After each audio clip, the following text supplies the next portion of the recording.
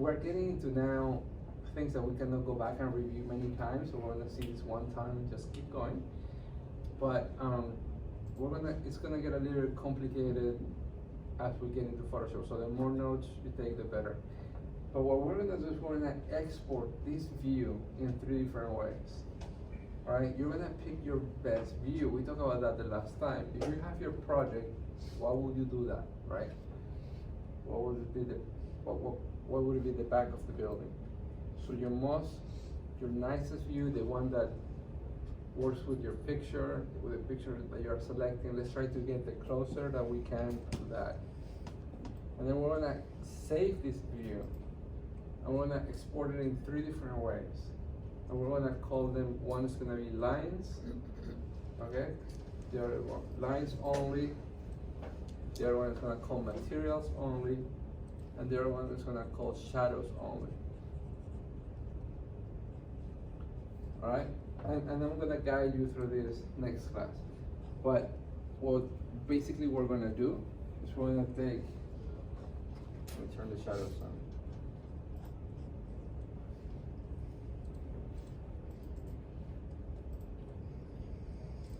Obviously you're gonna change your shadows and make sure that the nicest part of the building is illuminated, something like that. Some drama. All right, so we're gonna decompose it. We're gonna export this in 3 different ways. And in a way, we're gonna create 3 different layers in Photoshop. One is going to be just the materials. You see those lines? SketchUp gives you these very thick lines that look completely ridiculous, right? And we have the sky that is impossible to work with, and the green grass that doesn't look like grass, and we have the axis. So we need to clean this, and we're gonna do it. And then we're gonna export just the materials without lines or anything else, right? We're gonna export just the shadows without nothing else, and then we're gonna export just the lines. And then we're gonna take all those layers in Photoshop that are basically transparent layers. We're gonna put them one in front of the other, and we're gonna adjust one at a time. We want to turn the lines very thin and blurry in Photoshop so they look kind of like realistic lines. We want to take the shadows, and we're also going to play with them. We're going to take the materials and also give them more color, not that plain. And the way to do that is that first you need to create your scene. That's the first thing that you need to do, all right? Then you need to adjust your shadows and get it to the closer that you can. And then we start decomposing this. All right, don't show me a second. So the way to do that, the first thing that I want you guys to do, not right now, we're gonna do this next class, is you create all your scenes. So you add and you add. So you have scene 1 on the radius. I'm gonna do that one. So once your scene is selected, then we want to modify one at a time. So how do I know if these scenes, because I want to ask you, show me your lines only, show me your materials only, and you shouldn't be clicking on the things to try to guess which one it is. You need to start renaming your scenes. Let's use this program professionally.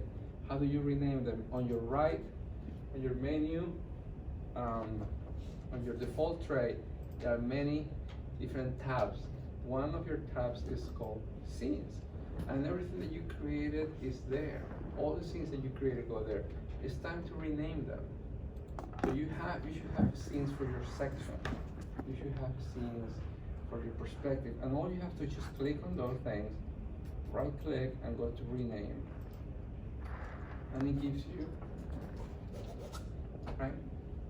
So as I see your model next class, I want to see your scenes for your main view, for your main perspective, for your sections, for your interior, as many as you want, but also the 3 that we're going to create. So one is going to be called lines only, and it gets updated right away. Or it didn't get updated. 1 second, rename.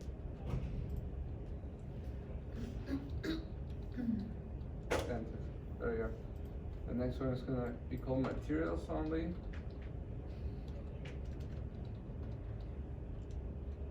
Enter. and shadows only.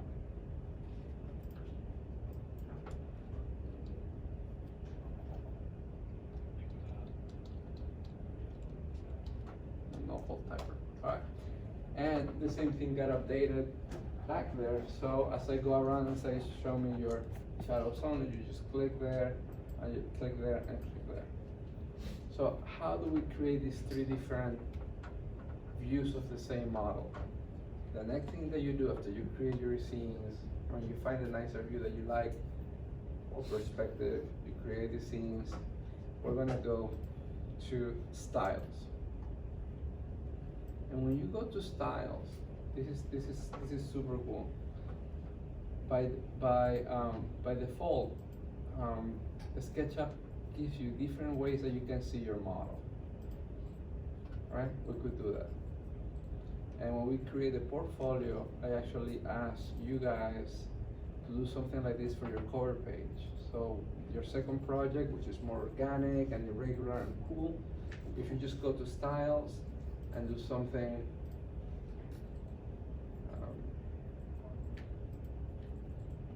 there used to be the I don't know, that's too much. So good composition. I don't know, something like that. And you export a JPEG and it looks just like this, and you put your name right here and it says our Stanos portfolio. It looks like a hand sketch. It looks like a very nice cover for your portfolio. So by default, SketchUp gives you that. Alright? It's a simple style. But we can edit it. So what we're gonna do is we're gonna edit our styles. We're gonna create three different styles. So when we click on it, it shows us just the materials, or just the lines, or just the shadows. Alright? So how do we do just lines? So I'm looking at a style, but it was given to me by default, but now I'm gonna edit it. So if I click on edit, okay, I'm already seeing that this is information that SketchUp used to create this view. It is just right here. And there are 5 different categories that we need to modify. And they're super simple, and they are right here. These cubes right here. 1, 2, 3, 4, 5. So we're gonna go one by one. And we're gonna start to adjust that filter. This is like we're modifying an Instagram filter. Alright? We're gonna start to get into the program, and we're gonna fix it. The first cube that you see selected are the settings related to the edge. That's why it's called. That's why when you see it, it looks like the edges of a cube. And you start to see, right? If I turn off profiles, what happens? See how the lines got much thinner? I turn that off. And if I turn off edges, all the edges of the model went away. This already looks more realistic, right?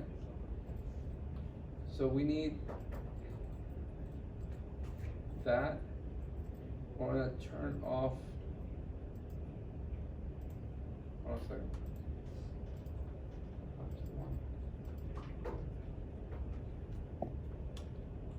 Alright, so we're gonna, I need to see something really.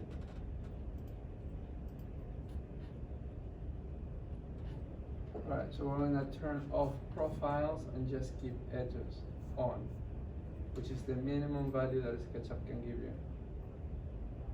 Alright? Now we're gonna redo this next class, but I want you guys to try to pick up as much as you can. So when we edit the style, we have 5 categories. And the program is so intuitive that it's telling you, hey, the first one that you click are the edges of a cube. The next one, if you see, the next cube right here that we need to select, it shows color on the faces of the cube. And then when you put the mouse there, those are the face settings. So the first one was the edge settings, face settings. And in this case, we're gonna select, and you need to write this down. The program is giving you all this: wireframe, display hidden line, display in materials but not in textures, and display with textures. this one is black and white. Now we're trying to create something that only has lines, and it should be this one. The problem is that the ground is on. Where do we change the ground? The next setting, background settings. So we did lines, faces, and now the background. I hate that sky. Let's turn it off and check the sky. Now we have a green building. But it's green because the background is green. They changed the color. We click there, and we know that we don't work on the color wheel because it's impossible to get the actual white from there. So we go to HLS and we move the values until we get white. We click on it, we have that. Right? Watermark settings we don't use, and the last one, the modeling settings, and we can turn and check the guides, the model axis, the section cuts, and the fill. And since this one is only lines, we need to turn off the shadows.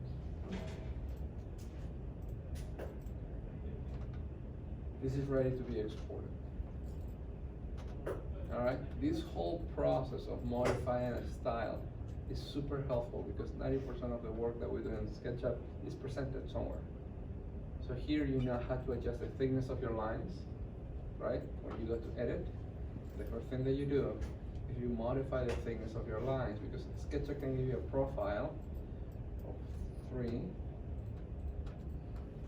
and that's super thick, and it's sketchy. I mean, it's not for presentations. So you uncheck that. You only have the minimum edges. Then we go to materials. You know now that SketchUp gives you wireframe, right? Now you can see through. It gives you also a display of materials but just in color without texture. And it gives you also the texture.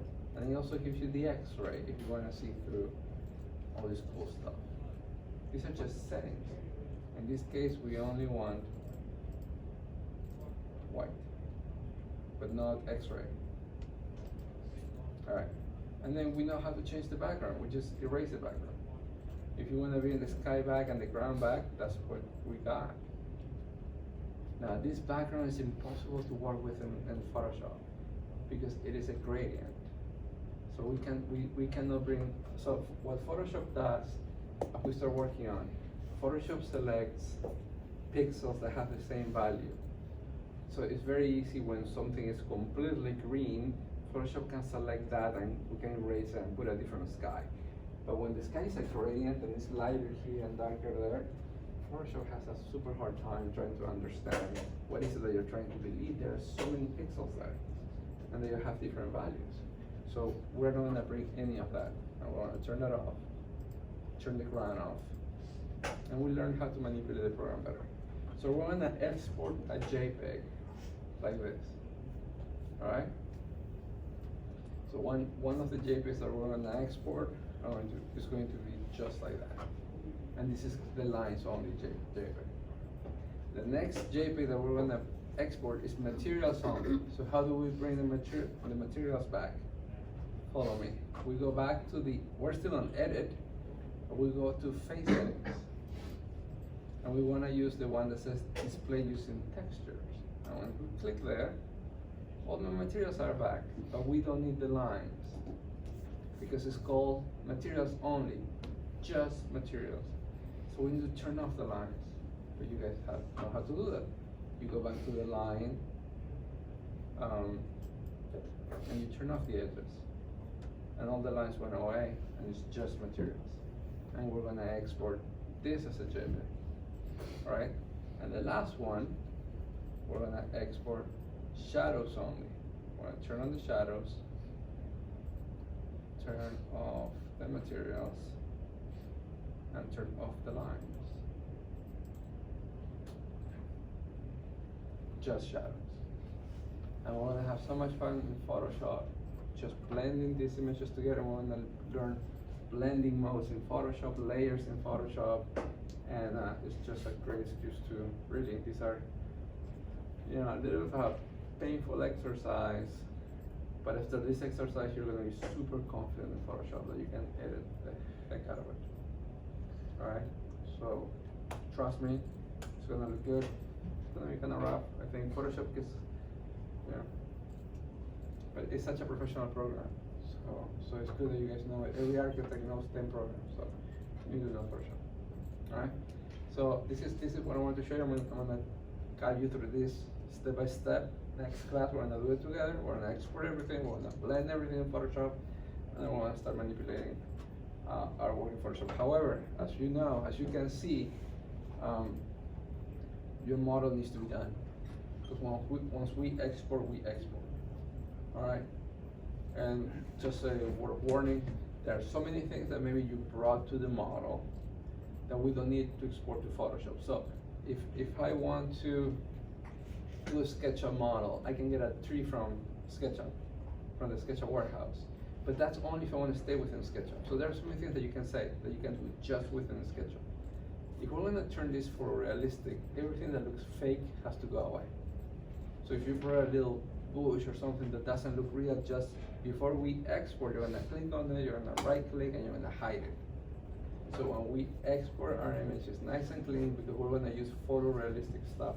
We want to bring real people, real plants, a real dog if you want, but it's going to look closer and closer and closer to a photorealistic view. All right, so this is next class, and you guys should get out of here. Any questions? No? All right, so see you all next.